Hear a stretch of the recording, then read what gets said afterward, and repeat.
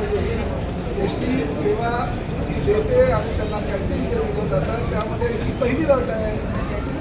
त्यांनी त्यांचा व्यवसाय करावा. करते हो गलत है. कुछ लोगों ने कंप्लेंट की 10 रुपये में लेके हुए बरोबर ना. वीडियो आहे तो मुझे कंप्लेंट. सीबीएसची पाहणी तुम्ही आता केलेली आहे. कशा पद्धतीची परिस्थिती तुम्हाला दिसली आहे आणि काय अपेक्षा घेऊन या ठिकाणी? नाही, प्रामुख्यानं मी महाराष्ट्रातील ज्या एस टी स्टँडला भेट देतो खरं तर अचानक पोहोचतो त्यामुळे जी वस्तुस्थिती आहे ती मला कळत असते.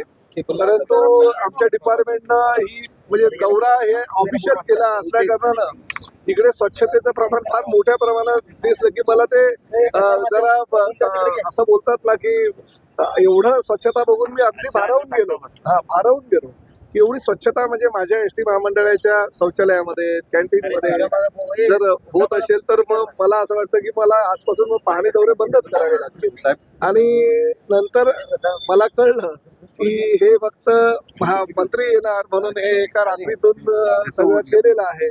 आणि कॅन्टीनमध्ये मी बघितलं तर कॅन्टीनमध्ये जे रेड कार्ड होते, स्वच्छता होती, युनिफॉर्म होते, एवढे युनिफॉर्म चांगले होते, परत मास्क घातले होते, कॅप घातली होती, सगळ्या गोष्टी केलेल्या होत्या ज्या प्राथमिक गरजा आहेत. आणि एस टी महामंडळानं भाडेपट्ट्यानं कॅन्टीन जेव्हा दिलं त्यांना तेव्हा ज्या काही उपाययोजना करायला सांगितलं होतं त्याचं सगळं पालन केलेलं होतं.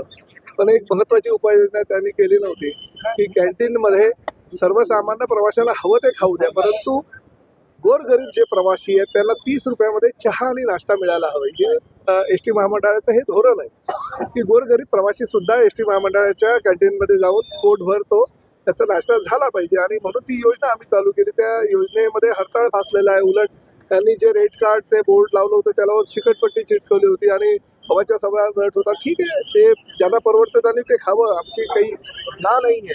परंतु 30 रुपयामध्ये भरपोट जे काही पदार्थ द्यायचे असतात, 2 समोसे, 2 वडे आणि 1 चहा किंवा 1 कॉफी, अशा पद्धतीचं ही योजना आहे. त्याचा त्या ठिकाणी बिलकुलपणे त्यांनी त्याचं नियमाचं पालन केलेलं नाही असं निदर्शनास आलेलं आहे.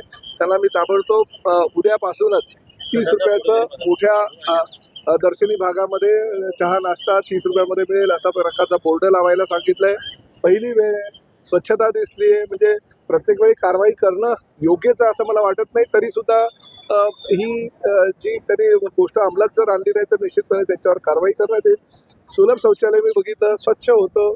अनेक प्रवाशांनी मला तक्रार केली की 5 रुपये अंतिम प्रसाधन गृहामध्ये जाण्यासाठी देणं निश्चित झालेलं असताना 10 रुपये घेतलं जातं. महिलांकडनं मोफत त्यांना द्यायचं असं कबूल केलेलं असताना सुद्धा त्यांच्याकडनं 5-10 रुपये घेतले जातात.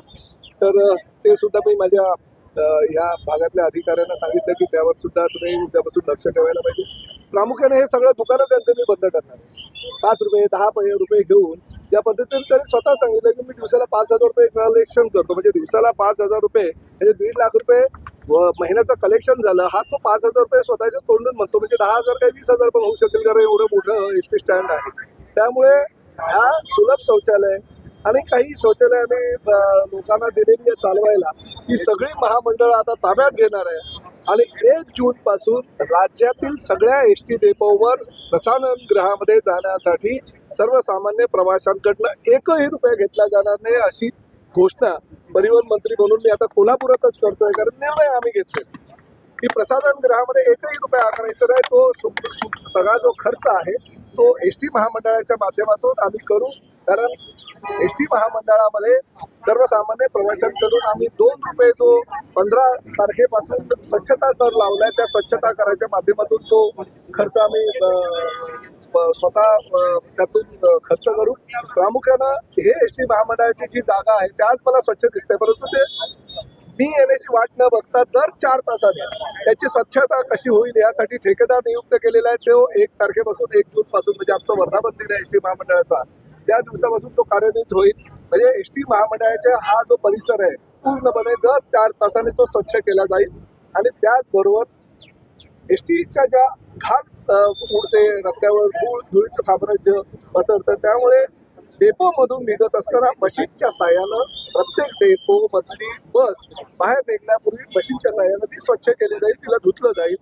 आतलं जे बसमध्ये काही लोक टरफलं टाकतात शेंगांची, काही लोक वडापावची कागदं टाकतात, समोसाची पाकिटं टाकतात, काही अजून दुसरे प्लास्टिक वगैरे टाकतात. तर प्रत्येक बसमध्ये 1 जून पासून डस्टबिन ठेवलं जाईल. त्या डस्टबिन मध्येच प्रवाशांनी कचरा टाकायचा आहे.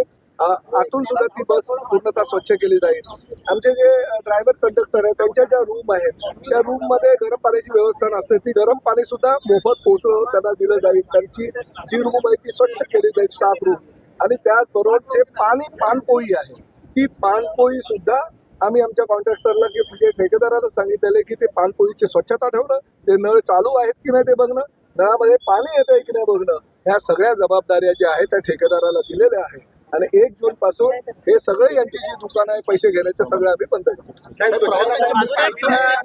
गुन्ह्याचा तडाखा वाढतोय आणि गिरीश महाजनांनी सांगितलेलं की बाबा 12 ते 4 काम करायचं नवे SOP सुद्धा आलेले आहेत, बरोबर. मग तसं एसटी मध्ये सुद्धा आता बऱ्यापैकी सगळ्या एसटी AC नाही आहेत. मग एसीच्या बस वाढवण्याच्या बाबतीत काय तरतूद आहे का? बघा, एसटी कडे ज्या ज्या बसेस अवेलेबल असतील आणि अवेलेबल असलेल्या बसेस मधून ज्या ज्या ठिकाणची मागणी वाढत असेल त्यानुसार त्यांना ते देण्यात येईल. परंतु सर्वच्या सर्व AC बसेस देऊ शकत नाही. सर्वसामान्य प्रवाशांना उन्हाचा भार सहन ते करतात बिचारे, परंतु त्यांना ते AC बसचं भाडं ते परवडत नाही. त्यामुळे साध्या बसेस सुद्धा ठेवल्या जातील. आणि त्याचबरोबर जर वाढीव बसेस कुणाला हव्या असेल तर ह्या आम्ही 8,000 बसेस या वर्षामध्ये घेतोय. प्रत्येक डेपोला आम्ही वाढीव बसेस सुद्धा देऊ. अडचण आहे की वाहनं वेळेवर सुटत नाहीत आणि त्यासाठी GPS सिस्टीम लावायचं. GPS सिस्टीम ऑलरेडी लावलेली आहे, ती अजूनपर्यंत योग्य प्रकारे कार्यान्वित झालेली नाही. तो पण आम्ही कमांड कंट्रोल सेंटर मधनं GPS सेंटर आम्ही आता हे ज्या ज्या ठिकाणी ही यंत्रणा लावलेली आहे ती पण लवकरात लवकर कार्यान्वित करतो.